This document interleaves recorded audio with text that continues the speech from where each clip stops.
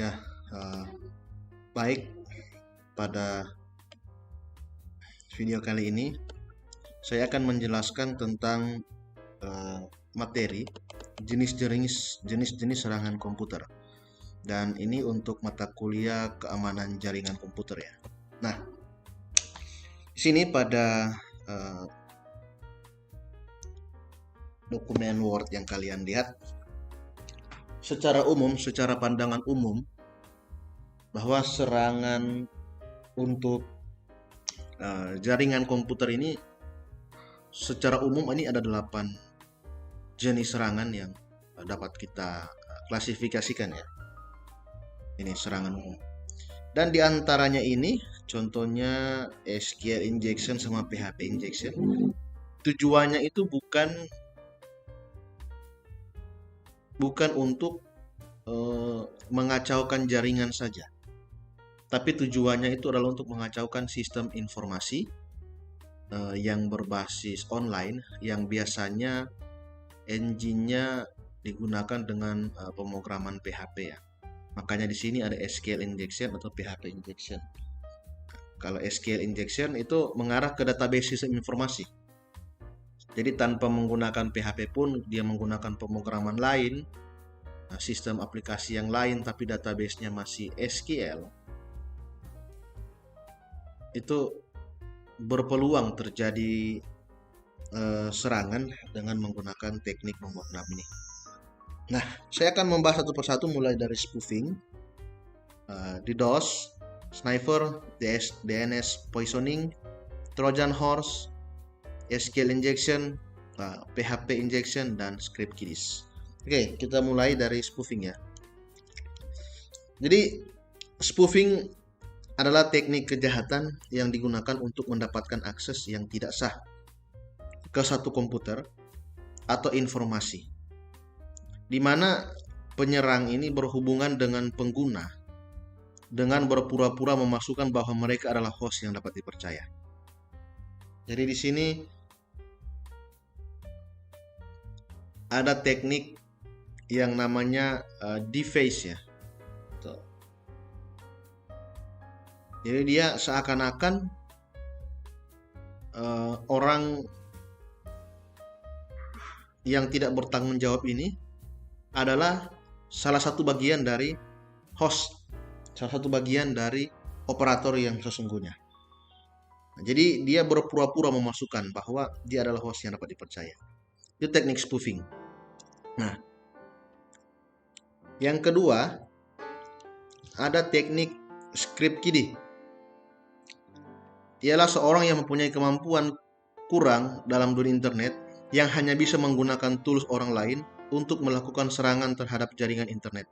Biasanya hanya untuk sensasi. Makanya di sini dikatakan bahwa ini hanyalah orang-orang yang tidak memiliki kemampuan yang khusus, dia hanya iseng-iseng. Nah, tapi iseng-isengnya ini dengan script-script atau kode-kode yang diambil referensi dari internet, setidaknya bisa sedikit mempengaruhi konsep jaringan, keamanan jaringan. Jadi inilah tekniknya. Yang ketiga, DDoS, Distributed Denial of Service, ialah jenis serangan denial of service yang menggunakan banyak host penyerang untuk menyerang satu buah host target dalam sebuah jaringan. Baik itu menggunakan komputer yang didedikasikan untuk melakukan penyerangan atau komputer yang dilaksanakan menjadi zombie. Nah, jadi ini kalau kita kategorikan dengan bahasa sehari-hari ini adalah sistem main keroyok ya. Dari banyak komputer dia hanya menyerang satu sistem utama saja. Dan ini sudah sering terjadi. Dan sasaran utama dari komputer itu ialah komputer yang ya tentunya memiliki data penting yang dapat memberikan keuntungan bagi mereka ya. Tentunya halnya seperti itu. Pasti tentunya hal seperti itu. Nah,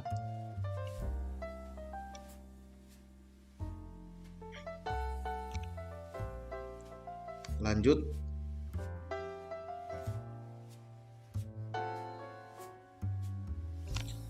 DDoS ini tekniknya dia seperti yang saya katakan tadi, keroyokan ya. Dari banyak komputer eksternal akan menyerang satu komputer internal. Atau dengan teknik yang lain juga, ini ada istilahnya, dipaksa menjadi zombie. Zombie ini adalah komputer yang menjadi target serangan, tapi dia sudah diinjeksi, sudah dimasukkan perintah-perintah yang akan melakukan aksi tanpa diketahui oleh komputer server tersebut. Jadi seakan-akan komputer di dalam itu semuanya masih aman. Ternyata di dalamnya ini sudah terdapat satu komputer yang sudah diisi oleh tools-tools tertentu dengan tujuan untuk menarik data-data penting dari server. Ya, karena kalau kita berbicara soal jaringan komputer, yang pasti klien-klien komputer ini terhubung pada satu server ya. Terhubung pada satu server penting, yang server penting itu berisi banyak data yang bisa diakses oleh klien. Jadi tujuannya seperti itu ya.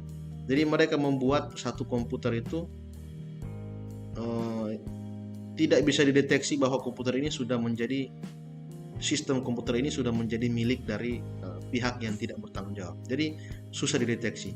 Nanti akan disadari setelah data-data dari sistem utamanya itu, dari servernya itu mulai berkurang atau hilang. Nah itu teknik ya. Lanjut. Sniper ialah aplikasi yang dapat melihat lalu lintas data pada jaringan komputer. Karena data mengalir secara bolak-balik pada jaringan. Aplikasi ini dapat menangkap tiap-tiap paket dan kadang-kadang menguraikan isi dari RCF, request form commands, atau spesifikasi lain.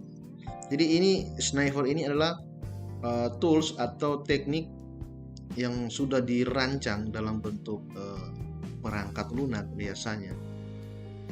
Dia bisa membaca proses transfer data. Wah, ini begitu canggih ya. Jadi apa yang klien kirim ke server, apa yang sebaliknya server kirim ke klien, dia bisa melihat arus data yang dikirim. Nah, di samping dia bisa melihat, dia juga dengan query yang sudah dituliskan, ketika ada data tertentu dengan proses pencarian yang sudah ditentukan, data tertentu itu akan masuk ke dalam komputer orang yang menyerang tersebut. Jadi ini semuanya adalah teknik hacking ya. Teknik hacking. Nah, ini konsep-konsepnya yang saya sampaikan di hari ini. Setidaknya kalian sudah memiliki pemahaman macam-macam teknik hacking seperti ini, seperti itu. Nah, tapi yang harus saya tekankan di sini, belajar soal IT, kita semua itu belajar hal yang baik. Kita semua itu belajar hal yang baik. Nah, kadang-kadang orang menyalahgunakan IT ini untuk hal yang tidak baik ya. Karena mau lakukan hal baik dan tidak baik pada satu teknologi IT itu caranya sama. Caranya sama, yang membedakan hanyalah niat kita. Yang membedakan hanyalah niat kita. Apakah dengan cara ini saya akan melakukan hal yang baik, atau dengan cara ini saya akan melakukan hal yang tidak baik. Nah, caranya dengan niat kita. Lanjut. 5. DNS poisoning ialah cara untuk menembus pertahanan melalui penyampaian IP address yang salah mengenai sebuah host, dengan tujuan untuk mengalihkan lalu lintas paket data dari tujuan yang sebenarnya. Nah, ini teknik mencuri data ya. Yang kelima, DNS poisoning ialah untuk menembus pertahanan, yang dia memanfaatkan IP address untuk mengenai sebuah host dengan tujuan mengalihkan lalu lintas paket data. Nah, jadi tanpa kita sadari, tujuan kita dari komputer A mau kirim ke komputer B, ternyata di tengah-tengah itu ada yang sudah cut. Sebelum masuk ke komputer B, dia masuk dulu ke komputer hacker tersebut, dan hacker mendistribusikan lagi ke B. Nah, datanya tidak dikurangi, tapi semua data yang dari A ke B itu sudah didapat terlebih dahulu. Ya, ini dia memanfaatkan IP ya. DNS ini artinya data name server. Yang keenam, Trojan horse menunjuk kepada suatu bentuk software yang mencurigakan, yang bisa merusak sebuah sistem atau jaringan agar memperoleh informasi dari target berupa password, kebiasaan user yang tercatat dalam sistem log, dan lain-lain, dan dapat mengendalikan target. Nah, ini lebih dikategorikan, saya kurang tahu kalau sekarang ya masih ada atau tidak, tapi sudah jarang terdeteksi. Dulu itu virus-virus yang lumayan berpengaruh ini adalah virus Trojan horse. Konsep kerjanya biasanya dia masuk dari internet. Kita download aplikasi di internet, yang kita harap itu adalah aplikasi, ternyata itu adalah virus yang dibentuk dalam bentuk aplikasi. Pada waktu kita install, dia akan jalan seperti biasa, padahal di dalamnya itu sudah terdapat proses untuk merecord data, pengambilan data. Nah, pada waktu kita running di komputer kita, komputer server pada hacker itu langsung bisa otomatis menarik data. Jadi memang susah membedakan. Jadi bagi mungkin komputer pribadi itu hal yang tidak terlalu bermasalah, tapi bagi komputer organisasi perusahaan yang besar itu akan memiliki dampak dan pengaruh yang besar. Jadi seperti itu, memang seperti itu. Yang ketujuh, SQL injection. Ini adalah sebuah teknik yang menyalahgunakan sebuah celah keamanan yang terjadi dalam lapisan basis data sebuah aplikasi. SQL injection ini seperti yang sudah kita ketahui bersama, di saat semua sistem informasi yang berjalan yang sudah Anda lihat saat ini, entah dia berbasis web atau mobile, itu rata-rata database-nya menggunakan MySQL. DBMS-nya MySQL. Nah, karena ini sudah DBMS yang begitu umum, yang begitu banyak digunakan, orang-orang sudah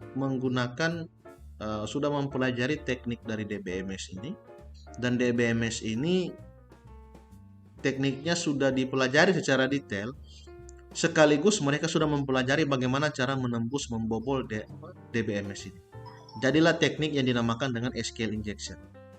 Nah, dengan kode-kode perintah tertentu dari halaman user system, dengan perintah-perintah kode tertentu, otomatis database ini akan bisa dikelola oleh pihak user, yang pada umumnya yang hanya berhak memiliki akses mengelola database itu adalah pihak admin saja. Nah, tapi user akan bisa merusak, mengambil data database dengan menggunakan teknik SQL injection. SQL injection. Jadi kalian akan pelajari, pasti satu saat kalian akan pelajari ini, karena ini terhubung dengan pemrograman. Yang terakhir, PHP injection. Ialah kejahatan yang dilakukan dengan cara mencari bugs pada skrip PHP yang dilakukan oleh sebagian hacker. Jadi mereka mencari titik kelemahan dalam satu pemrograman PHP. Nah, kelemahan tersebut ini akan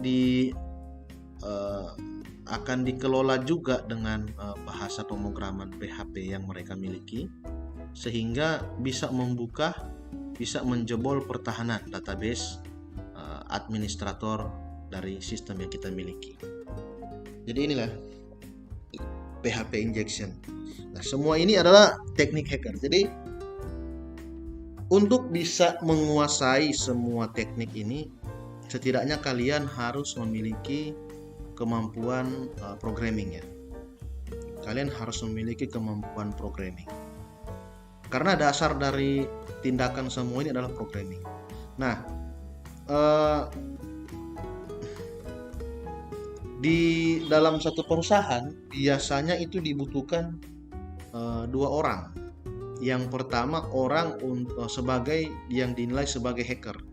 Yang kedua orang yang dinilai sebagai, yang ditugaskan sebagai security networking, keamanan jaringan, security cyber. Nah, kedua model orang ini akan digunakan untuk mencoba bagaimana, apakah sistem kita sudah aman diperintahkan hacker ini. Coba tes jebol sistem ini. Ketika hacker mendapatkan kekurangan pada sistem tersebut, dia akan melaporkan kepada orang yang bersifat untuk menangani masalah itu. Dia akan perbaiki. Sekali lagi dicoba, oh aman. Oke, sekarang coba pada bagian sini, hacker mencoba lagi dengan kemampuan yang dia miliki. Coba lagi, jebol. Nah, dicoba lagi. Nah, ternyata aman. Berarti dua orang yang bekerja sama ini menghasilkan satu hal yang positif. Nah, itu ya. Tapi kalau hal yang negatif itu, satu orang bertindak untuk kepentingan, untuk kekayaan, untuk kepentingan diri sendiri. Itu teknik ilmu pendidikan yang dia dapat mungkin di bangku pendidikan, tapi digunakan secara negatif.